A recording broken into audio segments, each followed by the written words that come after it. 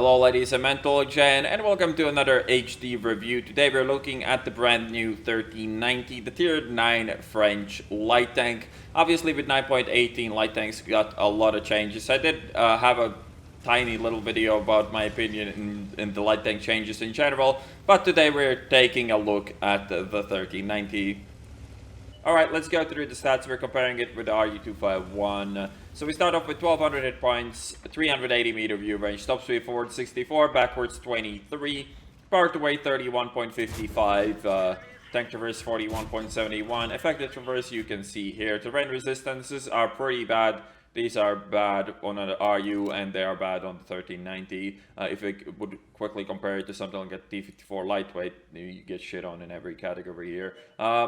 Gun elevation 12, gun depression 6. The gun elevation is 12 only to the front, and to the sides and back it's only 7, so that's definitely something that you need to play around of and be careful of as well. And then we get to the gun, 2008 damage per minute, 240 damage per shot, 205 penetration. This thing still does have an autoloader, only 4 shots now. Reload on that autoloader, 22.05 seconds. Can get it slightly lower with the proper equipment, but that's around where the reload sits.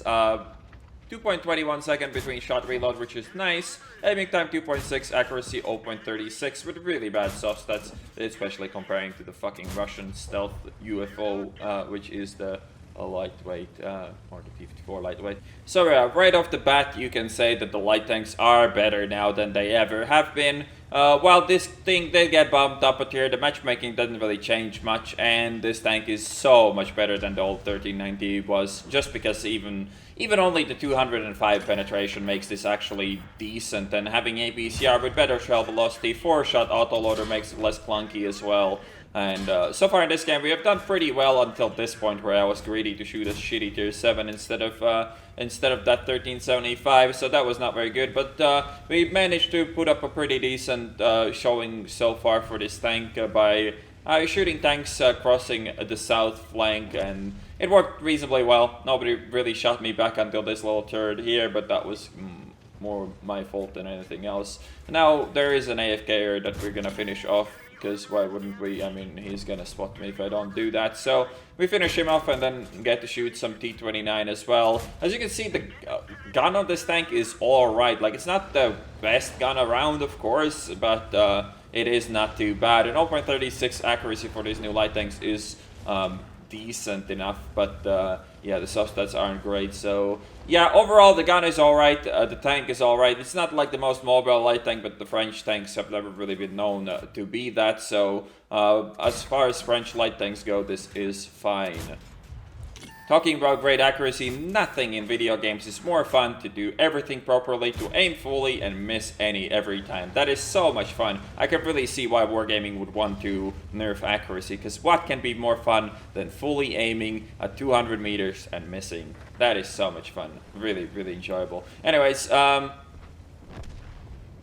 I did not have a very good crew when I was grinding this, so my equipment choices might seem a bit odd, because I am running binos, and I do have pretty decent view range without them as well, so you might be wondering what the fuck kind of equipment I'm running, but I'm running vert stabs, which is also something that light tanks can mount now, which makes them severely better. I am running that, and also I am running optics, and I'm running binos. As I am driving a light tank, my primary function is to do spotting, so I want to make sure that I have that view range while I'm driving around, and I have that view range when I'm stationary in a passive scouting position. It might seem like a bit of a waste, and it is a waste if you have a good crew, because with a good crew you can definitely make the 380 view range into 450. So you wouldn't want to do this unless you have a bad crew, but for light tanks with bad crews, I actually like this setup quite a lot. So we did clean up the SU and shot the 1375, and as you can see on this gun, the autoloader, the reload on it makes this tank really nice actually to work with. The 20 seconds is a really nice amount of time, gives you a break from combat, you can relocate, you can surprise your enemies from flanks, so this is definitely much better than it used to be with that ridiculously high reload with the, what was it, 5 or 6 shots, I don't even remember. But now we're just chilling here, waiting for our next reload. Could have gone around, but I kind of want to see what the VK is doing before I make any moves, and it seems that he's going towards the north, so we're gonna go and pick up some damage on that dude as well. And again, because of the nice 205 penetration, the gold ammo isn't that necessary. Sure, you're not going to be able to pen frontally tier 9s and 10s, but then again, that's not really the role of your tank. And fighting tier 10 or 9 mediums with a 205 pen is reasonably, well, it's a reasonable amount of pen to have on a tank like this, so it definitely feels more rewarding to play this without spamming full gold than it used to back in the day. Also, the tank is just not pure garbage like it was before they put it up to tier 9. So yeah, 1390 is definitely in a very good position now in the game, and this game is also over. The last fucking shitlord went up and boosted himself off the map, so we can't really do anything. I'm pretty sure he's gonna die later to the pilot who's gonna shoot him because he peeked his head out, but I'm not gonna show that. Fuck that shit.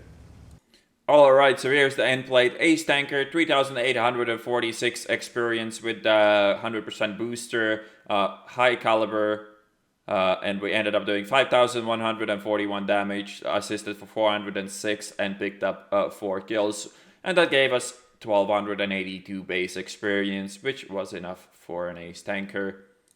Alright, so that is the 1390, definitely a very solid tank with a lot of potential. It used to have the potential, but it was terrible in every other way in the previous patch. Now it's way more flexible, it has a bit less potential I guess, but it's much easier to make good use of this tank on most maps these days. As far as its power level, comparing it to other tier 9 light tanks, it is definitely on the top end of the scale.